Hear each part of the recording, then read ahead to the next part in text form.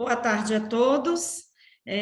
Gostaria de agradecer, em nome da Bilux, a presença de todos aqui hoje no segundo dia, né, de palestras, do ciclo de palestras da Acelera, e agradecer mais uma vez ao Norbert, né, por contribuir aí com a gente, para a gente, com tanta informação relevante para o setor de iluminação. Né? Vou deixar ele mesmo se apresentar e iniciar os trabalhos. A palavra está com você, Norbert. Muito obrigado, Caliandra. Bom, para quem ainda não me conhece, eu sou o Norbert Arthur Frautz, sou especialista em termodinâmica aqui na Acelera, tenho formação na área de controle e automação e já há alguns anos trabalhando nessa parte de gerenciamento térmico. E como ela mesmo mencionou, no treinamento passado a gente começou a falar da introdução ali para uma gestão térmica eficiente de luminárias LED, e hoje a gente vai seguir nesta mesma linha. Então, o tema da nossa palestra de hoje é Design Térmico Eficiente para Aplicações LED, a sequência da aula anterior. E hoje a gente vai falar um pouquinho mais sobre a somatória de resistências térmicas, dimensionamento de dissipadores de calor, métodos de medições térmicas e, no final, um resumo das principais conclusões. Mas, para refrescar a memória ali, o que a gente viu no nosso último treinamento? A gente viu muitas coisas. Dentre elas, que o calor é responsável aí por mais da metade das falhas em equipamentos eletrônicos. A gente viu ali também o trinômio da gestão térmica, né? Condutividade térmica, capacitância e resistência térmica. Entender um pouquinho mais sobre temperatura e calor, como ele se comporta, qual que é o caminho dele, o trajeto dele dentro da nossa luminária LED, os métodos de transferência térmica, os principais componentes que compõem uma luminária LED, como o calor em si é gerado dentro do LED e também um pouquinho sobre interfaces térmicas e como elas podem ajudar a diminuir a resistência de contato. E hoje a gente vai seguir com isso. Mas resumindo toda a apresentação da aula anterior, o que a gente pode concluir? Basicamente, a gente conclui que o desempenho térmico é o fator mais crítico de um sistema de iluminação LED. Bem projetado, obviamente. Um sistema de iluminação com design térmico adequado tem maior eficácia, o que significa que ele pode produzir mais luz utilizando menos energia, menos potência inserida e tendo maior confiabilidade a longo prazo. E hoje, como a gente vai continuar nesse mesmo assunto, porque a gente quer atingir essa confiabilidade nos nossos projetos. Mas para isso vamos falar um pouquinho sobre resistência térmica. O relatório das... Ah, tá. Oi? A menina já fez o relatório? Por gentileza, quem está com o microfone aberto? Então pode tirar. Pode fechar, por favor. Ok. Obrigado. Basicamente, a resistência térmica, RTH, né, do inglês Thermal Resistance, é definida como uma variação de temperatura de um dispositivo pela potência elétrica aplicada a esse componente. E ela é expressa de acordo com essa primeira formulazinha aqui, que a gente tem aqui embaixo. RTH é igual o ΔT, a variação de temperatura, dividido pela potência, expressa na unidade de graus Celsius por watts, ou também Kelvin por watt. Ou seja, qual que vai ser o aumento de temperatura que eu vou experienciar a cada unidade de potência inserida no meu dispositivo. Basicamente, isso que representa a resistência térmica. E ela pode ser também analisada como quão bem o meu sistema consegue lidar com a energia térmica, com o calor, né? Mas recapitulando, vamos olhar ali novamente pelo trajeto que o calor percorre dentro da minha luminária. Então, a gente sabe, ele surge lá na junção do LED, TJ, né? Temperatura da junção. Lá dentro do LED, a gente insere uma tensão, uma corrente, 60% dessa energia inserida se transforma em calor e apenas algo em torno de 30% se transforma em luz. Então, a gente tem a maior parte da energia sendo ali convertida em subproduto que a gente não quer. E esse calor, ele começa a passar ali por dentro das camadas internas do LED até chegar na base do LED. A base do LED é chamada de case, né? Então, por isso que a gente tem essa primeira resistência sendo representada aqui, com a seta vermelha. Então, a primeira resistência é a resistência térmica da junção até o case, até o invólucro do LED, até o pad térmico dele, até a base, né? Segunda resistência, representada pela seta amarela, ela começa na base do LED, envolve ali a camada de solda, envolve os componentes da minha PCB, ou seja, o circuito elétrico, ali as trilhas de cobre, e envolve também a minha interface térmica. E ela é chamada de resistência térmica case até heat sink, até o dissipador de calor. Então, representada aqui em amarelo. A terceira resistência é do meu dissipador de calor, ou seja, resistência térmica, dissipador de calor até ambiente. Eu coloquei ali também uma quarta resistência, que a gente vai ver a seguir, que é a resistência da minha junção até o meu ponto de medição TS. A gente vê muitas plaquinhas que tem uma bolinha de cobre exposto, geralmente aquele ali é o nosso ponto de sensor, ponto de medição, chamado de TS. Então, nessa representação aqui, a gente tem essas setinhas muito retinhas, né? Elas estão atravessando ali. Na vida real, o calor não se comporta dessa forma. O calor ele sempre vai procurar o caminho de menor resistência térmica. Então, se eu tiver um empecilho debaixo da metade do LED, o calor vai tentar sair pela outra metade.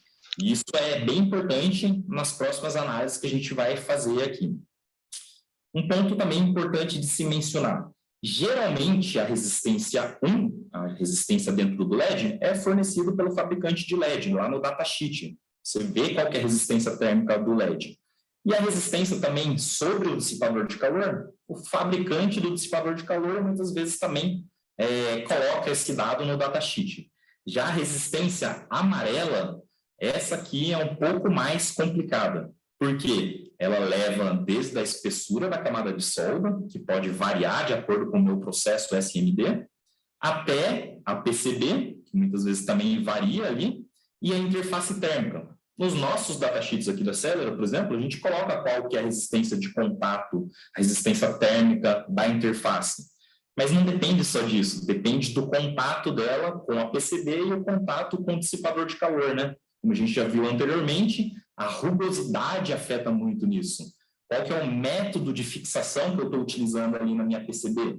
É uma presilha, são vários parafusos, então ela é um pouquinho mais complicada de se calcular, por isso que geralmente ela é medida, mas eu retorno nesse ponto a seguir na apresentação. E voltando na resistência 4 ali, a resistência roxinha.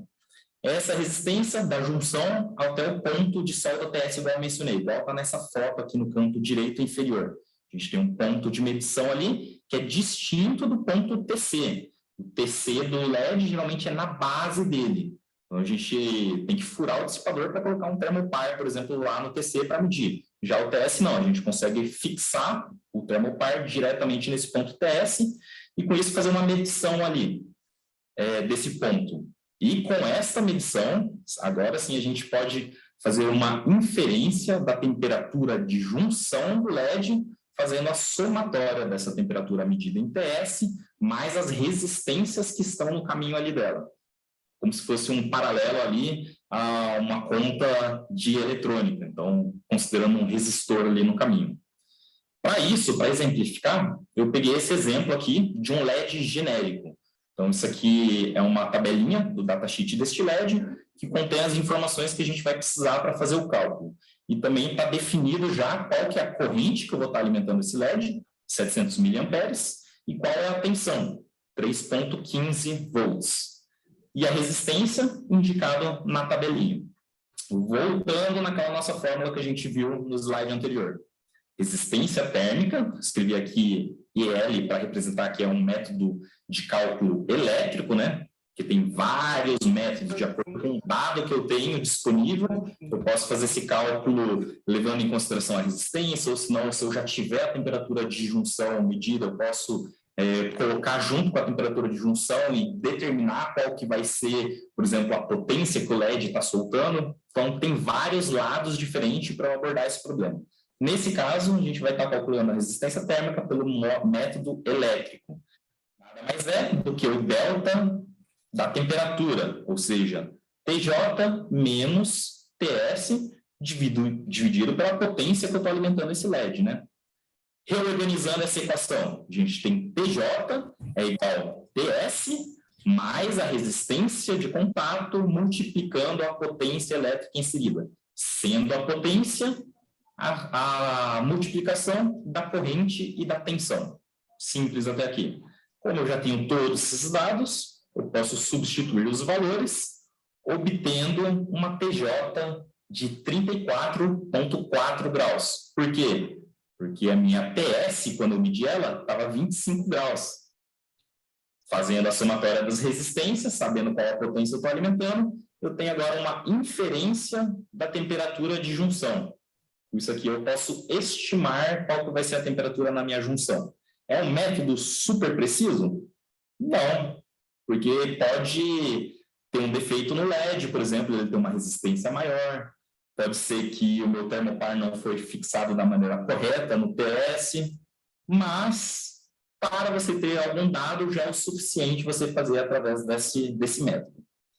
Outros métodos existem, mas a melhor forma para você não errar durante esse cálculo é você entrar em contato com o seu fornecedor de LEDs e perguntar para ele qual que é a forma que ele indica para ser realizado esse cálculo.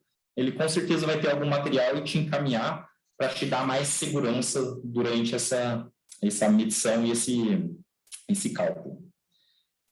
Agora que a gente já conversou um pouquinho do LED, vamos dedicar os próximos 30 minutos para a gente fazer o cálculo do dimensionamento do dissipador de calor para esse LED. O que vocês acham? Não, né? Estou brincando. Vamos fazer esse cálculo não de dimensionamento de dissipador de calor. Por quê? Porque existem várias formas também. Vai depender aí muito, por exemplo, de como é o dissipador de calor que você está utilizando. Qual que é o acabamento de superfície que ele tem. E outros fatores aí que podem influenciar. Então, é a mesma coisa. Entre em contato com o fornecedor de dissipador e pergunta para ele como ele está calculando aí a resistência do dissipador de calor e vai ficar feliz em te explicar isso aí. Mas não se esqueça de sempre levar todas as equações importantes e corretas em conta. Por isso que eu sempre deixo essas equações aqui, que são equações básicas de termodinâmica, mas que influenciam muito ali no resultado. Se eu colocar aí, por exemplo, um valor errado, ele pode se propagar durante o meu cálculo, levando a um resultado totalmente equivocado. E a gente não quer isso. Então, levar em consideração qual que é a variação da resistência do meu dissipador em relação à temperatura de operação dele, qual que é a altitude, por exemplo, que esse meu dissipador vai ser aplicado. Aqui no Brasil não é tão importante sempre, porque a gente tem um país mais uniforme, né? A gente tem montanhas muito altas, mas em alguns outros países que eu faço projetos, por exemplo, de simulação, a luminária vai ser instalada numa estrada que sobe por cima de uma montanha a 2.000 metros. Nossa, lá sim a convecção vai estar funcionando de uma forma diferente, por causa da densidade da atmosfera lá e tudo mais. Então, isso aqui também é importante ser levado em consideração. É igual aquele caso, minha luminária vai ser enviada para a Bahia e vai ficar acesa lá meio-dia com o sol em cima dela? Eu tenho que levar isso em consideração, quando eu for calcular aí o dimensionamento do meu dissipador de calor para o LED não sobreaquecer e diminuir a vida útil dele, né? Mas eu não vou deixar vocês na mão, alguns de vocês já conhecem e já utilizam esta ferramentinha aqui. Isso aqui é uma ferramenta muito útil, chamada LED Saver. Você pode estar acessando ela por esse site, www.ledsaver.com.br, e lá você vai fazer o seu cadastro, seu login. vai ter uma tela parecida com essa aqui. Claro que não tudo junto assim, é bem simples e intuitivo, eu só coloquei aqui condensado para vocês terem uma ideia de como funciona. O que é essa ferramenta? É uma calculadora de dissipador, é uma simulação simplificada, com resultados praticamente instantâneos. Nela você pode definir, por exemplo, as propriedades elétricas do seu projeto, como qual que é o LED que você vai estar utilizando, qual que é a corrente, a tensão que você vai inserir nesse LED, as propriedades da PCB que você pensa ali em fazer, então qual que vai ser a espessura, a camada de elétrica, a quantidade de cobre, interface que você vai utilizar na sua luminária e as propriedades do dissipador de calor. Quantas aletas ele vai ter, qual que é o formato dele, é quadrado, circular. Inclusive aqui você pode selecionar de uma biblioteca já pré-povoada ali, ou se não até mesmo desenhar no seu dissipador de calor. Então tem bastante facilidade nisso. Depois que você inseriu todos esses dados, você clica em simular. E essa ferramenta vai trazer para você, de forma quase que mágica, qual que é a temperatura na junção esperada para o seu LED que você está utilizando nessa luminária. Uau! Isso é ótimo na fase de concepção, por exemplo. Estou pensando em desenvolver uma nova luminária. Não custa nada, é de graça. Entra aqui nessa calculadora, faz alguns testes, liberte a sua criatividade, experimente com a geometria, mude a quantidade de aletas. O pessoal na última apresentação estava perguntando, como que eu defino qual a distância, por exemplo, entre aletas? Faz um teste aqui. Não custa nada, é rápido e ajuda muito a você entender melhor como que funciona aí a termodinâmica de acordo com o dissipador que você está utilizando, de acordo com as diferentes interfaces que você está colocando ali, ou até mesmo modelos diferentes de LEDs. Claro, isso aqui é uma simulação simplificada. Você não vai utilizar isso aqui para lançar o seu produto no mercado sem fazer nenhum outro teste. Não faça isso. Utilize na fase inicial de concepção ali do seu projeto. E depois avance para outros métodos de medição, que é o que a gente vai ver agora. Então, vou escolher aqui 3 dos meus métodos favoritos. Por quê? Porque eles têm os resultados mais precisos, mais direto ao ponto. São estes: medição com termopar, simulação computacional de fluido e termodinâmica e ensaios laboratoriais de caracterização térmica. No primeiro, medição com termopar. Quase certeza que todos de vocês provavelmente já devem ter entrado em contato com termopares ao longo da vida. A gente tem vários tipos de termopares, com várias pontas diferentes, cada um para o seu propósito. Quando a gente está falando de LED, geralmente a gente utiliza o termopar tipo K, que ele tem aquela esferinha pequenininha ali na ponta, igual representado aqui nessa imagem. E essa esfera, entrando ali na proximidade do LED, não vai roubar toda a energia térmica. Você não pode colocar, por exemplo, uma sonda gigante metálica ali perto do LED, senão ela vai funcionar como dissipador de calor e a sua medição automaticamente já vai estar errada. Não, você tem que geralmente utilizar um tipo K. Claro que existe situações onde você vai ter que utilizar outro tipo de termopar, mas geralmente o tipo K já é o suficiente. E como que a gente utiliza o nosso termopar? Várias formas. Sempre muita gente entra em contato comigo perguntando: Herbert, dá muito trabalho eu soldar toda hora ali o meu termopar no ponto TS da minha plaquinha. Tem um método melhor? Sim, existem alguns métodos, igual as fotinhas que estão ali embaixo. Eu posso colar ele através de uma fita metálica, eu posso utilizar uma fita de poliamida, por exemplo, para fixar a ponta do meu termopar ali na minha PCB, ou senão eu posso soldar. Para medições longas, soldar é legal, mas eu posso colar também ele, colar com uma cola térmica, uma cola que tem uma boa condutividade térmica. Não posso colar com silicone qualquer, né? Porque senão eu vou estar medindo ali a temperatura de um material que é isolante térmico. Então vai estar errado, eu não vou estar medindo o ponto específico que eu quero medir. E posso estar utilizando também fitas dupla faces. Por exemplo, quem já compra conosco a fita thermal tape, pode pegar essa mesma thermal tape para colar a ponta do termopar ali e vai ficar ótimo. Geralmente as medidas que a gente faz com termopar são medidas estáticas, né? São medições ali de uma temperatura específica num ponto do tempo. ou a gente está medindo como a luminária está aquecendo, ou se não, depois que ela terminou de aquecer, a gente vai lá e mede. Não são medidas transientes. Então, todos esses materiais praticamente vão cumprir o papel deles. Se eu precisar fazer uma medição mais precisa, eu recomendo a solda daí. E daí a variação de temperatura, o tempo ali que vai demorar para estabilizar a ponta de prova é menor. Mas sempre lembrando de colocar uma pontinha de solda bem pequenininha, não fazer uma casa ali em cima da ponta de prova, porque senão também começa a ter um efeito térmico. E também, se eu estou medindo uma luminária, eu tenho que medir ela o mais próximo da realidade, né? Então, ela inteira montada, com a lente no lugar, porque isso aí tudo vai ter uma influência na temperatura daquele ponto que eu estou medindo. E também eu coloquei essa imagem aqui para lembrar, da gente não esquecer de verificar a polaridade das pontas de prova quando a gente inserir no nosso data logger, né? No nosso medidor em si. Que muitas vezes a gente insere e parece que o resultado está coerente. A gente deixa lá fazendo a medição da luminária durante 24 horas, quando a gente vai analisar e ver, nossa, esses dados aqui não estão coerentes.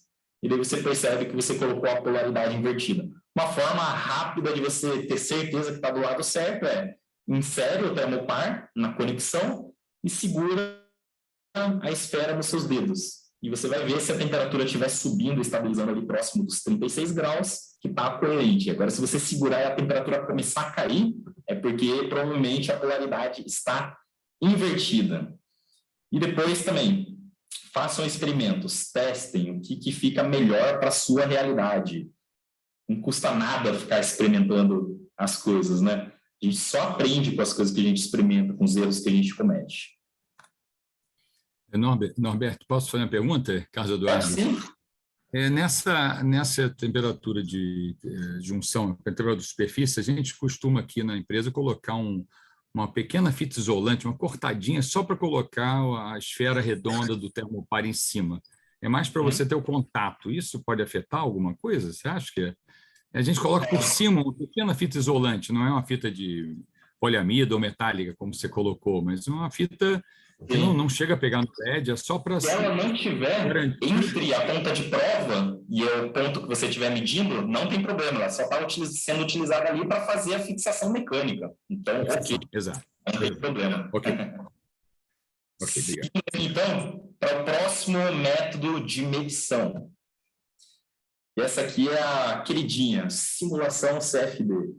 Simulação CFD, você pega o seu projeto e você cria um gêmeo digital, ou seja, a geometria exata que você vai mandar fabricar, especificando, fazendo o setup de todas as propriedades físicas ali, de todos os materiais utilizados, as propriedades elétricas de alimentação dos meus LEDs, se eles estão em série, em paralelo, qual que é a resistência de contato ali que o LED vai ter com a minha PCB, leva tudo em consideração e roda a simulação. Com isso aí você obtém resultados ótimos.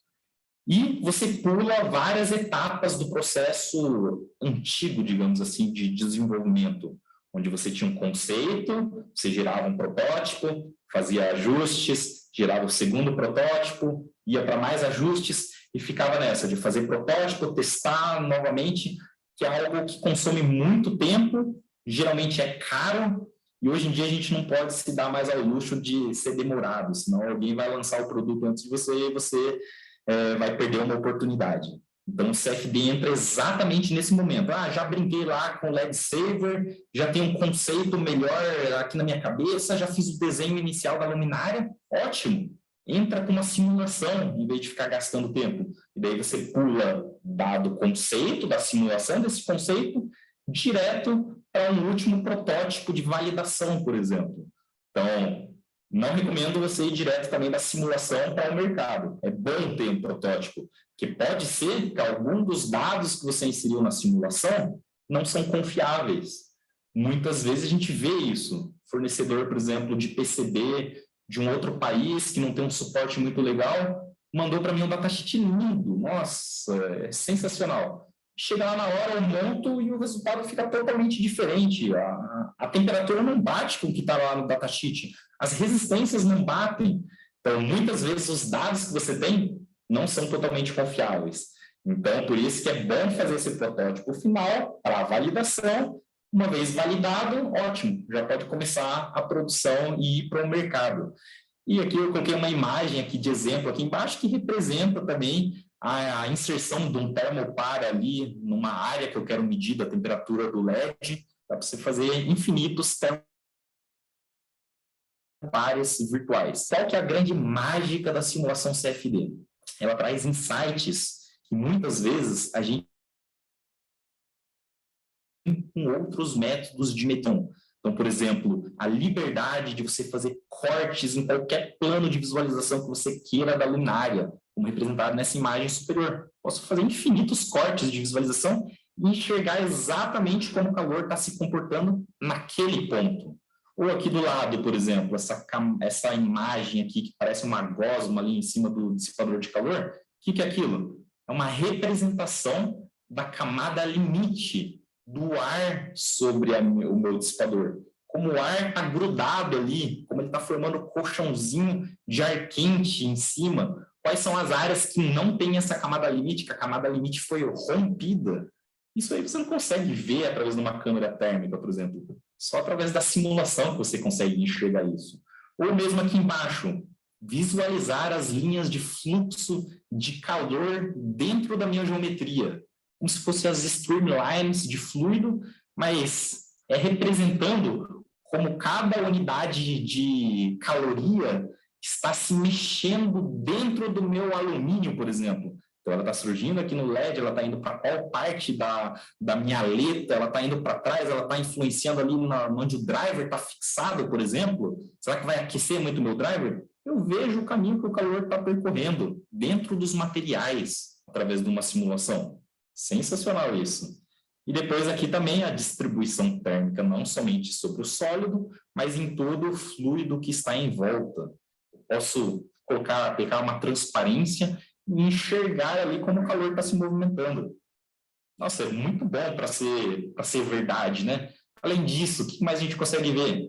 Analisar a dinâmica dos fluidos envolvidos, ver como o ar está chegando, por qual direção ele está vindo, até onde ele está entrando ali entre minhas aletas, como ali, se eu colocar uma aleta em outra posição, isso vai modificar o caminho do ar, do fluxo ali do ar, ou até mesmo medições transientes aqui, onde eu posso ver como, quando eu ligo a luminária, como que o calor está surgindo, atravessando todas as camadas, chegando em cada parte da luminária. Claro, é uma luminária já, uma simulação mais complexa, porque ela é intransiente, ou seja, você vai ver o comportamento do calor quando ele estiver aquecendo.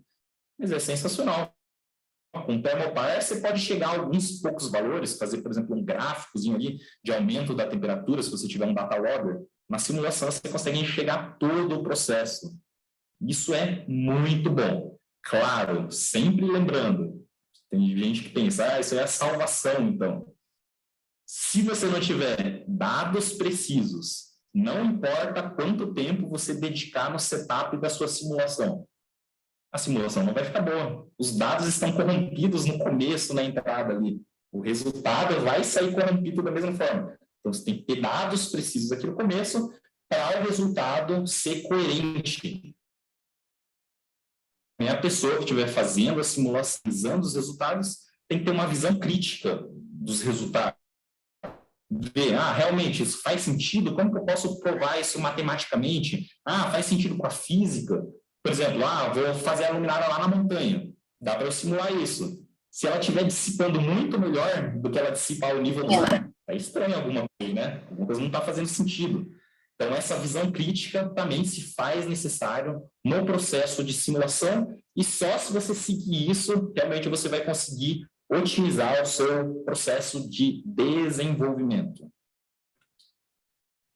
E passando agora aqui para a parte de ensaios laboratoriais. Ensaios laboratoriais são fundamentais também, porque eu falei muito de que muitas vezes os dados não são precisos. Como você faz um dado preciso? Você ensaia ele empiricamente. Quando você ensaia isso? Quando você está lidando, por exemplo, com componentes críticos que estão operando em condições adversas e quando só dados de datasheet não são suficientes. Você precisa entender profundamente o funcionamento da termodinâmica do seu projeto, para você ter tranquilidade e dormir tranquilo, sabendo que sua luminária não vai queimar em campo. Para isso, você entra com ensaios laboratoriais precisos. Lembrando, esses ensaios a gente realiza aqui na Celera também, mas foram criados pelas pessoas que desenvolveram os semicondutores, né? Sendo o LED um semicondutor, desenvolvido lá no Vale do Silício, a GDEC criou uma série de normas que elas parametrizam, elas falam, você deve fazer o teste dessa forma, você deve fazer a medição dessa forma, isso não pode ser feito, aquilo deve ser feito. Então, aqui na Celera, a gente sempre segue as normas da GDEC, GESD, né, 5151, 5114, para fazer esses ensaios laboratoriais, para obter os seguintes resultados. Medição direta na junção do LED. Como assim? Você consegue fazer medição direta? Sim, através de um método elétrico. Você faz o sensoramento através da junção. Você utiliza o próprio LED como termopar, basicamente isso. Vou falar um pouquinho mais na imagem a seguir. Medição das resistências e capacitâncias de todas as camadas da minha luminária. Como que o fabricante do LED sabe qual que é a resistência do LED? Ele utiliza esse equipamento aqui maravilhoso para fazer essa medição e colocar o dado lá no datasheet. Porque não pode ser calculado, né? Tem que ser medido empiricamente. Então, ele tem que fazer esse teste. Comparativo entre componentes. Eu quero comparar o LED de um fabricante com o LED de outro fabricante soldado sobre uma PCB igual. Dá para você comparar. Quero comparar PCBs diferentes para ver se o que eu estou comprando, que é 3 watts metro Kelvin, realmente é 3 watts metro Kelvin, ou se não, se eu estou comprando uma de 1 watt metro Kelvin e pagando o preço de 3. Dá para você fazer através desses métodos de medições elétricas. Também as interfaces térmicas, testar interferente, testar dissipadores diferentes, tudo é possível. Verificação de qualidade de solda. Eu quero verificar como está a solda SMD do meu LED. A gente pode utilizar a raio-x, por exemplo, para olhar, mas a gente não vai ter um parâmetro ali muito fiel. A gente vai visualizar, mas a gente não vai ter como calcular quanto que aquela bolha de ar está influenciando ali na minha combustão térmica, qual que é o impacto dela. Fazendo uma medição direta, você pode determinar isso. A gente vai ver na próxima imagem também. E determinação de limites de operação. Até quanto que eu posso drivar essa minha placa LED sem que ela atinja uma temperatura de 120 graus na junção? Ou se eu quero trabalhar com mais folga, eu quero que a minha junção dos meus LEDs fique no máximo a 90 graus. Quanto eu posso inserir de corrente e de tensão para manter esse requisito? Você pode fazer um método de ensaio termodinâmico laboratorial e determinar isso. Basicamente, aqui, explicar um pouquinho mais para vocês como funciona, você faz uma medição Kelvin, que é determinada por aquelas normas que eu falei para você. São 4 cabos, 2 cabos de alimentação elétrica e 2 cabos de sensoriamento. E com isso, depois, claro, de uma série de fatores de calibração que você faz ali para saber qual que é a correlação entre a tensão inserida e a temperatura observada, a variação de temperatura sobre o meu LED, eu posso gerar esta curva aqui, ó, da minha direita superior, que é a Structure Function. Basicamente, é a curva térmica característica da minha luminária inteirinha. E é a capacitância térmica em relação à resistência de cada uma dessas camadas. No slide anterior, estava até ela numa forma mais bonita, aqui, ó, coloridinha. Então, desde onde o calor surge, lá dentro do LED, passando por onde ele é soldado, passando ali pela camada de elétrica da PCB, passando ali, nesse caso aqui foi medido um cobre, então passando por dentro da chapinha de metal desse cobre, entrando no dissipador de calor e chegando ao ambiente. Aqui ela está só em outra forma, mas representa a mesma coisa. O mapa de como o calor está atravessando o meu produto. Isso aqui é muito interessante, por quê? Porque ó, nesse lado esquerdo a gente tem um exemplo. A gente tem uma solda boa e uma solda com falhas. A gente não sabe quão grandes são essas falhas. Mas a gente faz a medição e a gente consegue determinar exatamente qual que é o aumento de resistência térmica por causa desta falha de solda. Tendo qual que é o aumento de resistência térmica, se eu voltar lá aquele primeiro cálculo que eu fiz, eu posso enxergar, por exemplo, qual que vai ser a alteração da temperatura de junção do meu LED. Claro, se eu tenho eu já posso fazer a medição direta desse aumento de temperatura por causa de uma falhinha muito pequena. Parece que isso aqui é bem legal, a gente já fez algumas vezes aqui internamente, lotes. Um fabricante de PCB está fazendo um lote, ele seleciona uma PCB, envia para a gente faz o teste, sobrepõe a curva com o lote anterior. Próximo lote, mesma coisa, vai sobrepondo as curvas. Se a gente começar a ver um pequeno aumento de resistência térmica em qualquer uma das camadas ali da PCB, entre a PCB e a junção, a gente sabe que a gente tem que tomar alguma ação para que não aconteça uma falha catastrófica. Inclusive, uma vez já foi até descoberto que a curva de aquecimento do forno SMD estava variando. E isso estava levando a ser quase uma solda fria. E a gente detectou antes que a solda fria acontecesse. Uau, legal. Então, você precisa medir para você ter informações. Isso é o mais importante de tudo. Vamos resumir aqui, então, o que a gente viu até aqui. Bastante coisa, mas dá para encaixar nesses três quadrinhos aqui, nesses 3 stickers. Nessa, é muito importante ter dados e informações para a tomada de decisões, porque senão você vai decidir alguma coisa com base no quê? Você não está medindo nada, você não tem dado empírico de nada, é com base num chute. Então, pode ser, claro, com base em experiência, com base em intuição, mas é importante medir e ter informações concretas. Segundo, cálculos, mesmo que sejam básicos, podem nos ajudar muito a desenvolver nossos conceitos e testar as nossas ideias. A gente precisa de validação. Como que a gente valida? A gente valida calculando, a gente valida medindo, a gente utiliza as ferramentas que estão disponíveis, que já linka. A utilização de ferramentas é imprescindível para elevar o nível dos produtos e ter mais confiabilidade. É aquilo que eu falei, para dormir tranquilo no final do dia, sabendo que não vai ter problema de recall, que a luminária não vai queimar inesperadamente, eu tenho que ter toda aquela base, para confiar naquela base e ficar tranquilo. Então, utilizar ferramentas é primordial para isso. E a gente tem muitos níveis. A gente só precisa dedicar um tempo, investir nelas, para a gente ter um produto melhor. Então, é basicamente isso que eu tinha para apresentar hoje. Lembrando, no próximo treinamento, a gente vai entrar um pouquinho mais em simulações de fluido e termodinâmica, que é uma método de medição sensacional e muita gente desconhece o poder dessa ferramenta. Então, não perca o próximo treinamento. Também, para quem está participando desses treinamentos para obter o certificado, por favor, coloque no chat o nome seu, o nome da sua empresa, para a gente estar levando em consideração a presença de vocês. Então, participando de pelo menos de 4 dos 5 treinamentos, você recebe o certificado. E agora eu vou abrir para dúvidas. Fique tranquilo também, se a sua dúvida não for respondida nessa sessão, pode entrar em contato depois comigo, que eu vou ficar feliz em tentar responder.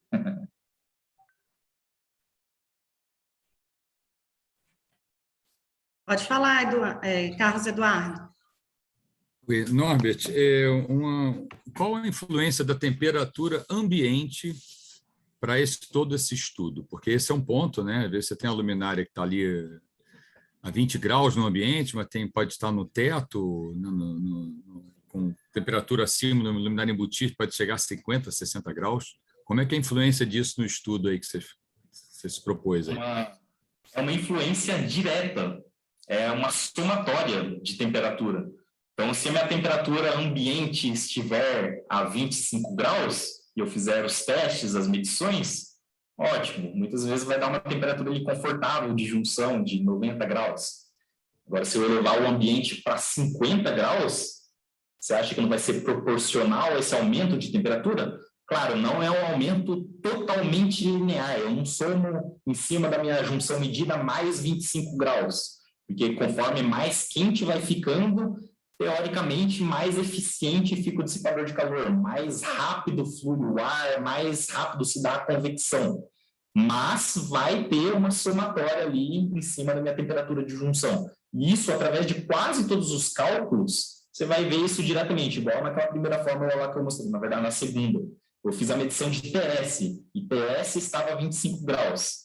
Se o meu ambiente estivesse a 50 graus, o TS, naquela medição, já ia dar, por exemplo, sei lá, a 50 e poucos graus. Já ia influenciar diretamente o meu TJ. Mas é muito boa essa pergunta e é muito bom a gente lembrar disso, né? Porque muitas vezes a gente está confortável no laboratório, na fábrica, que tem uma temperatura boa, e não pensa que a luminária vai estar lá no poste, recebendo energia solar, pintá-la de preto, ela absorve mais ainda. Então, tem que ser levado isso em consideração. É o que eu falei na apresentação passada. A gente tem que ter uma visão global. Não pensar se, fiz um testezinho aqui e deu certo. Pensa fora da caixa, pensa no todo, pensa na aplicação em si. Só mais uma pergunta. Qual seria a boa prática em termos de temperatura ambiente para medições? 25 graus, 25 graus seria o mundo ideal, mas não é, né? Geralmente é utilizado 25 graus para você poder comparar com datasheet, por exemplo, que muitas vezes é 25 graus, e você utiliza uma segunda temperatura, que pode ser 50, de acordo com a norma que você estiver utilizando. Algumas normas falam de 80 graus ambiente, que daí é o worst case, o pior cenário possível. Que daí, se o TJ estiver bom a 80 graus, eu posso ficar tranquilo que todas as outras temperaturas também vai estar bom. Mas depende de qual que é o objetivo da sua luminária, qual ambiente que ela está, qual norma que você quer cumprir. Ok. Mais perguntas? Pode abrir o microfone. Norbert, aproveitando, Norbert, está ouvindo? Daniel Bahia, está ouvindo? Estou ouvindo. Norbert, uma coisinha só. A gente lida com LED há algum bom tempo, né? E a gente viu, antigamente, você tinha potências de 4.000 lumens, seja ela em lumens por watt, 120 lumens por watt, em que os PCBs eram metal core, eram em alumínio, né? Depois, por questões de preço, porque o alumínio é caro, começaram a ter PCBs de 40 milímetros. Os PCBs eram gigantescos. Hoje, os PCBs com uma potência incrível são todos em 22 milímetros, 20 milímetros. Quer dizer, os PCBs foram diminuindo, mas o material continua o mesmo. Eu cheguei a ver alguns PCBs que é tipo cerâmico, ele é fininho, branco, vamos dizer assim. Eu cheguei a ver alguma. Metalcore desapareceu, tá? Sim. Então, isso é uma coisa que está, não somente isso, mas a questão também da fixação do PCB nos dissipadores, que é um karma isso também, né? Concorda comigo? Quer dizer, existem vários tipos de presilhas que ali a troca está ali, né? Concorda? Se não se trocar bem PCB com a questão térmica, com o dissipador, não funciona como tem que funcionar, né? Então, fala um pouco sobre isso, sobre esses problemas que a gente tem hoje em dia. Eu acho que todo mundo tem esse problema, tá? Esses problemas eles surgem geralmente por quê? Custo. Então, o fabricante quer, geralmente, não estou falando todos, baratear o seu produto. Que o dado que ele vai mostrar ali no datasheet, a resistência térmica, se ele deixa a PCB mais fina ou utiliza uma cerâmica, por exemplo, a resistência térmica cai também, porque o caminho que o calor tem que percorrer é menor. Então, ele está vendendo um dado melhor. Mas muitas vezes é mais difícil de você fazer o gerenciamento térmico desse LED. Porque se é de cerâmica, ele é mais frágil, tem que utilizar um holder especial ali, que não pode aplicar muita pressão, ou tem que colocar uma interface térmica muitas vezes mais cara ali para compensar a falta de área dele, para fazer o espalhamento do calor. Então, entra neste quesito de diminuição de custo. Outras vezes, é um avanço de tecnologia mesmo. Então, se antes utilizava uma liga de alumínio ali para fazer a MCPCB, era uma liga de alumínio impura, por exemplo, que tinha uma condutividade térmica de 90 watts metro Kelvin, Agora eu coloco um alumínio mais fino, mas com uma condutividade térmica maior, uma liga melhor, que chega aí de vez em quando, eu já vi em alguns LEDs na casa de 200 watts metro Kelvin. Beleza? Então eu posso diminuir a espessura sem onerar a parte do gerenciamento térmico. Claro que daí influencia, se eu coloco muito torque no parafuso, ela começa a empenar, questões do tipo, mas é um avanço da tecnologia, porque para a gente popularizar a iluminação LED, teoricamente ela tem que ir diminuindo o custo dela e melhorando a qualidade. Então, não é só diminuir o peso do dissipador de calor, é diminuir o custo diretamente do LED, é diminuir o custo do driver, do fio, mas, claro, sem perder muito da qualidade, porque a gente quer que a luminária dure ali vários anos, né? Então, tem vários pontos, eu não posso generalizar todos os fabricantes que diminuem ali material, porque tem essa parte de evolução da tecnologia. Não sei se deu para expressar muito bem, explicar certinho, se deu para entender isso, mas esses são os principais fatores que eu vejo assim no meu dia a dia.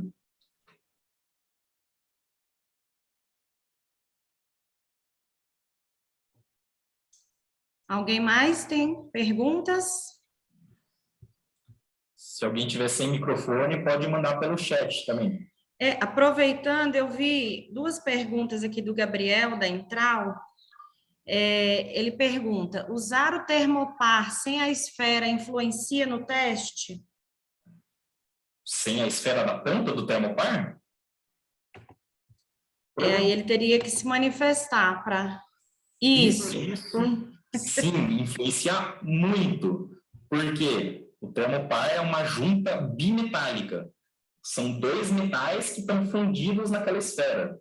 Se não tiver a presença desses metais, a leitura do termopar vai estar se baseando só nos arames ali, nos fiozinhos de conexão. E os materiais desse arame também são diferentes, são específicos para isso. Mas você perdeu completamente a precisão do termopar.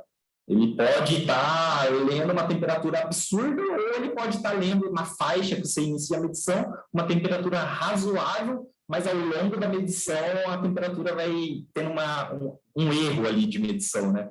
Então, é sempre recomendável trocar essas pontas de prova. Elas são baratinhas, então é sempre bom ter em estoque. Surgiu alguma deformação naquela esfera ou sobrei já muitas vezes, descarta ela e coloca uma nova ponta de prova. Daí você vai garantir que seus resultados vão estar precisos.